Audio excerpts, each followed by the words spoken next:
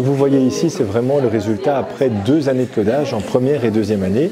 On compte aller beaucoup plus loin maintenant. C'est vraiment le langage de la programmation, le JavaScript par exemple, avec alors il y a différents modes de programmation, mais les différents langages de programmation, les différents logarithmes vont pouvoir être vus.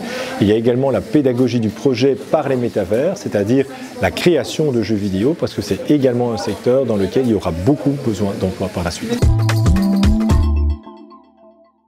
C'est très important pour nous car notre but est d'être en adéquation entre leurs besoins et ce que nous pouvons former nos élèves. Et donc aujourd'hui, c'était de revoir nos différents programmes pour être en adéquation avec ce que eux ils attendent, pour être vraiment dans une collaboration entre l'enseignement secondaire et l'enseignement supérieur universitaire.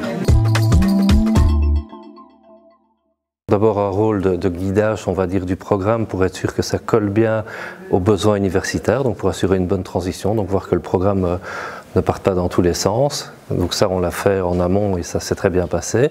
Un rôle d'accompagnement avec des cours immersifs, donc qui permettront aux étudiants d'aller voir, on va dire, la version universitaire de ce qui se passe ici, et un rôle d'aide aussi pour les professeurs du secondaire.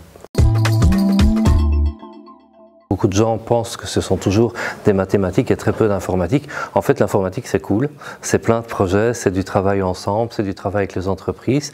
Donc c'est ça qui va attirer les jeunes, c'est de diffuser cette information. Alors le problème, c'est que quand on arrive à l'université, il est trop tard. Ils ont déjà 18 ans, donc il faut faire passer le message que l'informatique, c'est bien, c'est à la page, ça va vous apporter un emploi plus tard. Il faut faire passer cette information-là très tôt, d'où le besoin de toucher le secondaire. Il va manquer des informaticiens pendant au moins les 50 prochaines années. Et le problème qu'on a dans le Brabant wallon, c'est qu'on a beaucoup d'entreprises du numérique. Donc on a une demande qui est plus forte que dans les autres provinces. Donc il faut produire plus que dans les autres provinces en sachant qu'il y a un manque. C'est pour ça que cette option-ci est importante. Elle va alimenter les études universitaires et les études, on va dire, des écoles supérieures. Elle va renforcer ça, elle va attirer des jeunes. Ici, on parle de 250 jeunes. Ça fait 250 qui vont peut-être se former en plus dans l'enseignement supérieur et on en a besoin.